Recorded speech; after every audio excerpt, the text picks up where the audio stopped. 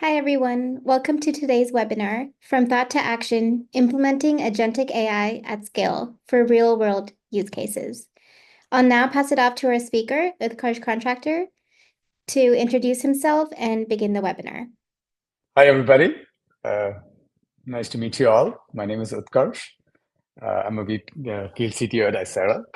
And I'm really excited actually to meet you all and talk to you about the future of enterprise agentic AI and some of the learnings from the field and some thought leadership that we wanted to share with you.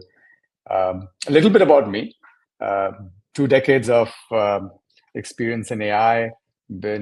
Started my journey as an engineer. Engineer at Hot Still. Started with AT&T Labs. Was an early engineer at LinkedIn. Ended up running the enterprise AI team there, and currently work with Aisera, run the AI vision and leadership.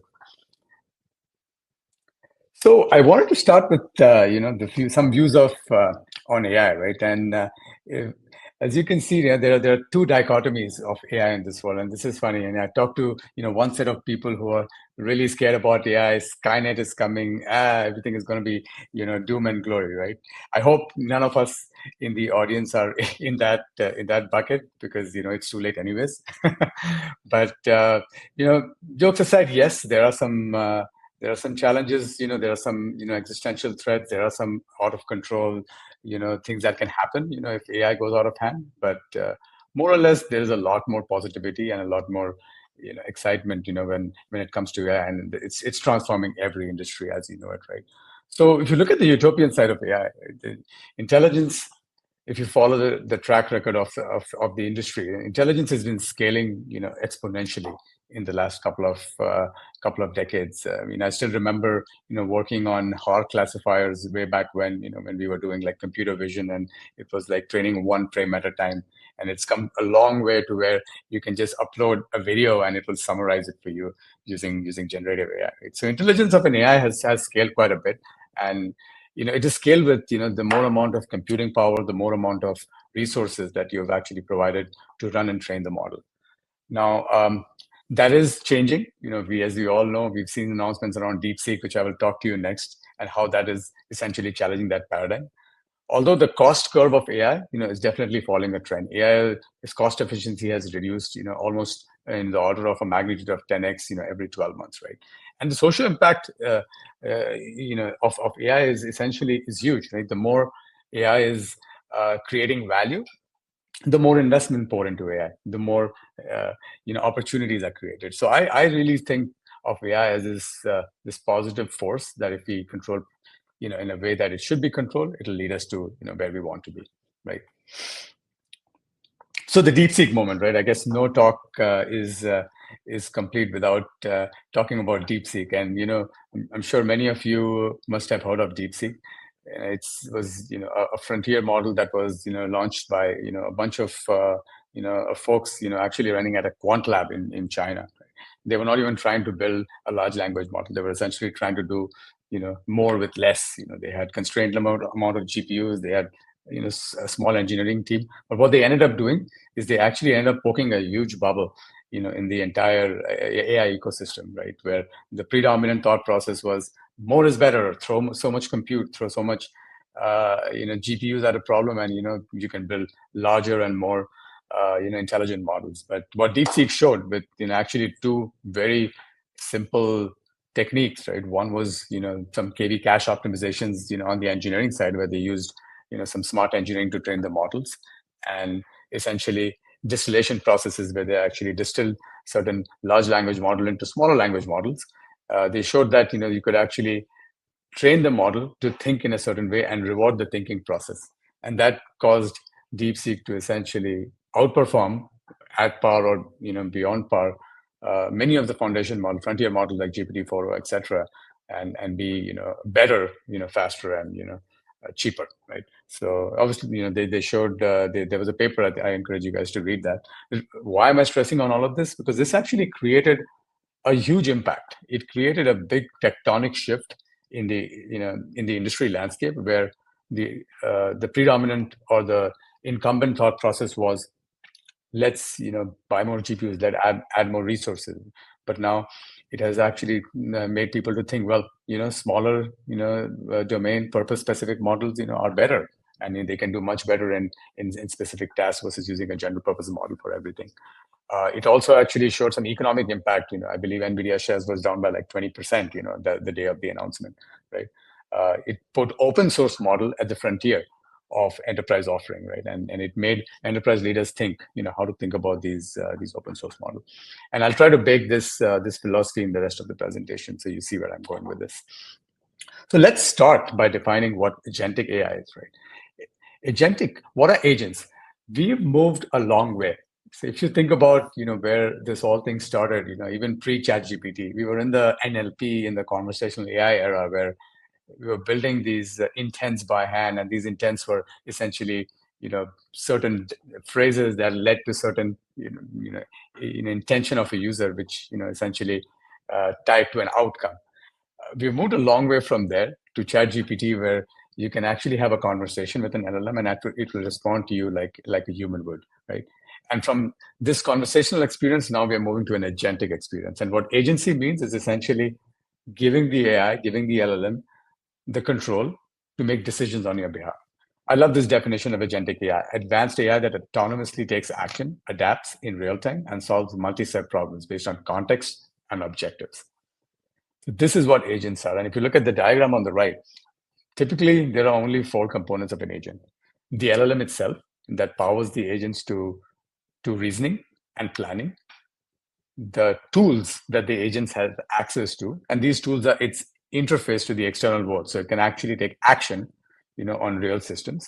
Memory could be short-term memory, which basically helps the agent plan in session, in context of that conversation or that task, and long-term memory, which basically helps it personalize for tasks across sessions, right?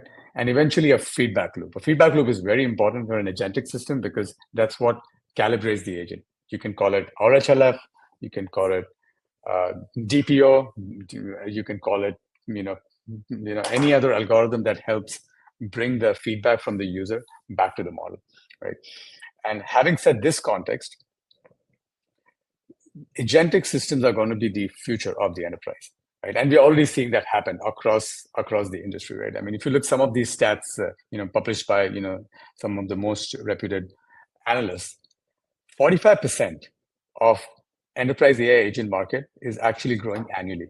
We were somewhere around $4 billion of total market for agentic AI back in 2023, and it's expected to grow by almost 10x to $50 billion. Already, 42% of enterprises, 40+% of enterprises are building hundreds of agents as we speak today, and they're deploying it, and they're budgeting a minimum of $500,000 or more just to enable their teams or vendors to build these agentic experiences. And close to 66% of the organization expect that AI agents will power over a quarter of their businesses. This is huge. This is the tectonic shift I was talking about, that how agentic enterprise AI is going to transform everything that happens within the industry. But there are challenges, right? There are successes and there are challenges. Where do enterprise agents really do well today, right? We've deployed these enterprise agents across hundreds of customers, and we've actually collected some common patterns, some learnings where we actually see where these enterprises are doing well. And some of these places where they do really well are when the tasks are repetitive, that they can really automate repetitive tasks, right?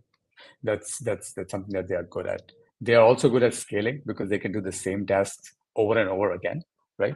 And they are very good at knowledge and data handling, RAG applications that require graph search, applications that require some kind of a Q&A retrieval. Excellent at handling that. So customer service areas, things like autonomous task filing, all of these are areas where these guys do well. But there are also places where they struggle. One of the places where agents are really struggling, where the requests are complex and unclear. And this is especially when the terminology used with the agents is something that the LLMs don't understand. As an example, somebody asked an agent, they want a cot, right? A cot could be, a bed in context of a retail store. It could be a certificate of transport in context of a railway industry. So that's where, this disambiguation is a struggle for these agents, unless they are aware of, the industry, the vertical itself. Also, integration and environment agents require a lot of access to tooling, like I was saying earlier, and there is really no governance and trust model yet baked in by the industry that actually governs these agents. And that's something that we are actually working towards. And at some point in time, I would like to do another talk on just what that AI maturity model is, and how that enables governance and trust for these agents. But if you let's look at the architecture of an enterprise AI agent. Many enterprises today are, rushing to build these agents. They are wanting to stay ahead of the curve. They want to invest in building this agent taxonomy in their enterprises so they can automate business tasks and they can enable their teams to be more productive. But what is a typical architecture of an agent? It all starts with having a very simple user interface. Now, this user interface should be multimodal, essentially meaning the user should be able to talk to an agent via text, via voice, via chat, via some other modality that they would like. The interface to this user experience has to be powered by a reasoning engine, right? A reasoning engine is a layer that sits between the user and the tooling, and it helps the agent do planning, right? And why is it important? Because agentic systems are very different from conversational systems. Conversational systems are multi-turn, wherein an LLM or any other conversation system interacts with the user and asks clarifying question and iterates upon the request. Agentic systems are autonomous, meaning if you give it a task, it tries to go ahead and figure out that task. If it has questions, it'll come back. But for the most part, there's agency built into it, meaning it already has a sequence of steps, what we call chain of thought reasoning, that it used to plan its sequence of tasks, which is what the runtime helps. The agentic flow orchestration is the runtime, which helps these agents do orchestration across different tools and applications that it has access to. Now, all of these agentic runtime, the reasoning engine need to be guardrailed because your agents are autonomous, and with autonomy, great power comes great responsibility. So how do you make sure that there are proper guardrails built so that the APIs that the agent has access to, the agent doesn't make misuse of these APIs? In addition to that, how do you essentially think about authentication and authorization framework for these agents? Because these agents have access on behalf of the user or via a system account to data stores underlying, which have sensitive information. And what is that governance and trust model, like I was talking earlier, that ensures that these agents only do the task that they're supposed to and don't go beyond their execution runtime? You also need to build a feedback mechanism, which is the evals. Agentic evaluation is extremely important because every agent that's deployed needs to have some kind of a benchmark on how you're going to evaluate it. And that's the eval path that you have to do. There are many frameworks like Ragas, etc. Some people build their own, but it's very important to bake in that feedback so you can iterate and constantly learn from feedback, from reinforcement. So here are some of the things that are required for operational readiness of the agents. And one thing is to build a proof of concept that works, right? And you can show an idea in action. The other thing is to actually properly operationalize it across hundreds of applications within your enterprise ecosystem. Observability is key. At any given point of time, you need to be able to know what your agent is doing, have tracing, have logging, have monitoring and debugging capabilities, so that every prediction, every decision made by the agent is tracked. Security and access control. How do we limit the agents to role-based access, to authentication, safeguarding against proper permissions? Privacy and compliance, extremely handling. I mean, some of these agents may have access to very sensitive data, PII data, proper masking, proper storing of that data, transport level security, encryption at state, encryption at rest. Again, governance and guidelines like I was talking about earlier. And fail-safes. This is actually really, really important. Fail-safe agents are software systems, right? Just because they are powered by LLMs doesn't mean they're not going to fail. They are going to fail. And how do you gracefully fail? And if you gracefully fail, how do you resume from where you fail? A lot of considerations to make while you look at these agents. So here is how we at Aisera think about agents. Essentially, we think about agents in an agentic taxonomy, which essentially follows the taxonomy of an organization. We think of our agents as domain-specific agents, verticalized agents, which operate at industry levels, domain levels. So IT is an agent, HR is an agent, finance is an agent. And within that agent, you could have sub-agents that do IT-specific use cases, HR-specific use cases, finance-specific use cases. On top of that, this entire agentic ecosystem is powered by an agentic platform. And this is the exact runtime that I was talking about earlier. This is the evals. This is essentially the connectors, the data sources, the out-of-the-box workflows that these agents have access to so they can go ahead and execute the task that the user wants them to do. Now, the other important consideration of building an agentic system is what is your deployment pattern? That can your agents run on-prem if it's a highly sensitive air-gapped environment? Can your agents run on the cloud? Can they do a hybrid kind of a deployment? So the way we think about the ecosystem is enterprises needed flexibility, and the flexibility comes from deployment patterns. And when you build your agents, you need to be able to have agent runtimes to be hybrid, to be on-prem, to be on cloud, however the customer wants, or however your organization requires.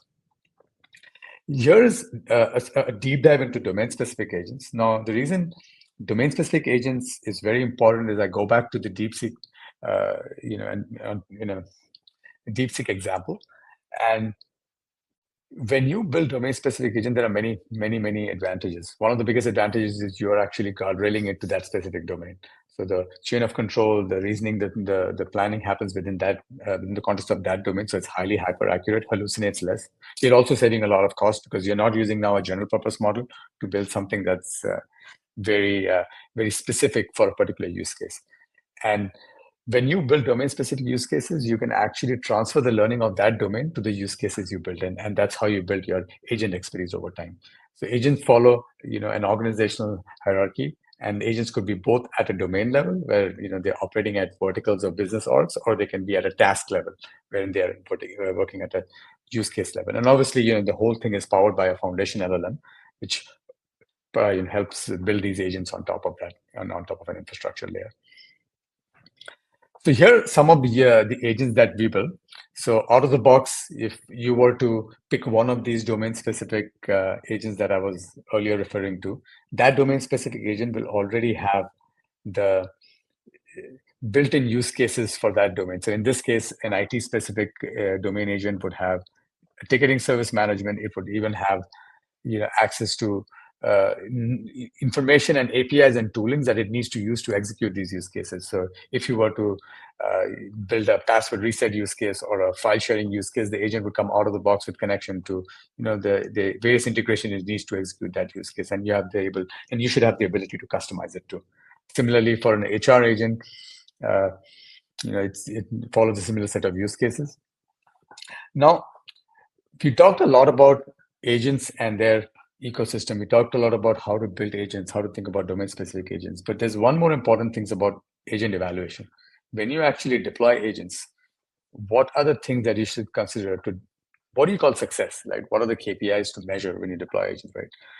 A lot of places where folks go wrong is they look at agentic systems by purely one or two dimensions. Either they will look at it through the lens of accuracy, how accurate my agent is, hallucination, how less it hallucinates, or they will look at the complexity to build the agent, right? But there is no real multidimensional metric that captures the breadth of our agentic system. So what we realized, right, there are a couple of gaps in the industry where true evaluation of AI agents is required. For example, there are data set gaps. Today, if you look at all the benchmarks that happens with DeepSeek, with GPT-4, with Claude, these are academic benchmarks, MMLU, New Math Frontier, et cetera, et cetera. These are great benchmarks. They definitely measure the reasoning of an LLM, but they don't really actually measure the effectiveness of this agent in an enterprise ecosystem. So what we are doing is we are actually collaborating with universities to actually build the first ever data set for the enterprise that will help you evaluate agents that are deployed within these domain-specific verticals, right? And using this data set, we are also going to release code and evaluation strategies that you can use to measure your agents against real-world agents. And we call this methodology classic, which is we are 5 dimensions that we are measuring these agents against. Cost is how much does it cost to run this agent for a particular task. Latency, what is the total time to run that task. Accuracy, obviously very important, how accurately this agent can perform this task, and with what level of security control. So we are also curating a security data set that we're going to make open source and public, and essentially it will help test the agentic security and how secure the agent is to jailbreaks, to any other vulnerability mechanisms. And finally, stability, right? Can your agent be repeatable? given the same or similar tasks can actually lead to the same outcome. Right. So more to come on this. We'll be posting a lot on our blog soon, but we really hope that we can work with this community, this developer community, to actually create the first ever benchmark for enterprise AI agents. This is one example of a customer that uses our domain-specific agents to scale across the organization. So Aramark, not sure how many of you have heard of Aramark. Aramark is a company that provides a lot of food services and uniform services across the US. They're a pretty Fortune 50 company. And they deployed a universal agent, which essentially has an IT agent and an HR agent within their workspace. So their employees get to talk to these two agents, and these two agents perform IT and HR use cases like employee onboarding and password resets and file system access, distribution list, etc. And they've been deploying this through our agentic platform, and over the last several months of deployment, they've already realized value, as you can see, with not just cost reduction, but a very high reduced call reduction time, and at higher accuracy. And this is where Classic comes in. We want to actually have this as a standard benchmark that can be run across agentic systems. Want to play a quick demo. Welcome to Aisera's Agentic AI Copilot demo, showcasing its knowledge-serving capability that helps users answer questions quickly and automates time-consuming tasks. This saves users hours of manual work and enhances user experiences, all while boosting productivity. In this example, the user has made a vague request about their computer. The AI agent disambiguates the user's request and looks for registered devices under the user's name. Instead of manually entering their device information, the user can simply select the relevant device. With Aisera's Agentic AI reasoning and orchestration architecture, the Agentic AI Copilot attempts to look for issues with the device. From here, the Agentic AI Copilot presents options that clarify what needs to be fixed on the computer. The user can either select an option or respond in a free-form conversation. The Agentic AI Copilot rationalizes the user's request, finding relevant information across various data sources, and it sends the personalized answer back to the user. The Agentic AI Copilot remembers the context of the conversation, allowing it to respond when the user refers to previously generated information. The user then asks about changing their address. Instead of switching to a different portal for this HR-related request, the universal Agentic AI Copilot leverages domain-specific LLM to understand and resolve the user's query in a single interface. It routes the request to an HR-specific AI agent, which fetches profile information from Workday. It asks the user to input the new address and then confirms that the address has been updated in Workday. Transform your IT and HR operations and empower your team with Aisera's Agentic AI Copilot. We've done hundreds of enterprise AI deployments, hundreds of agentic AI deployments, and what we've realized that enterprise AI is really not. There is no silver bullet to deploying enterprise AI. I mean, every enterprise, is similar and dissimilar in their own ways, right? You may have similar domains within each enterprise, but within those domains, the tasks are very customized for their use cases and how the environment and the culture is within the enterprise, right? So there is this famous magic trick where you're asked to pull from a deck of cards, and then you pick a card, and the magician asks you to go and choose another card from a set of 100 boxes which has concealed cards, and you pick one of those cards, and both the cards are the same, right? So, but the trick really is, the same card that you pick from the magician's hand, which is basically the sleight of hand, is the card that is placed in 100 of these boxes. So the magician goes in and manually puts in the same card in all 100 boxes. So the card that he makes you pick is the card that you actually pick from the box, right? Now, why am I saying that? The reason I say that is because success requires diligence, success requires effort, and it's no different than enterprise AI, right? And if you have the right foundation, if you have the right principles of building agentic system, success will come through the right foundational principles and the first principle that you do. And it's an amazing journey. We work with a bunch of customers. We love to see the process coming along the way, and we learn so much from our customers. And I mean, if you just stick to the right patterns and right methodologies, it's definitely worth it at the end. Thank you, Utkarsh, for your insights. We'll now look at a couple questions that we got through the chat. The first one is, how do we know if our AI agents are working well? Yeah, that's a really good question. And I think this touches upon a little bit of what I talked earlier on the benchmarking of AI agents. When we look at an agentic AI system, it's very important to look at a few things. Things like goal achievement. Are the agents really achieving the goal and the business outcome that they're wanting to achieve? Performance metrics, specific KPIs for these agents like accuracy, speed, completion rate, etc.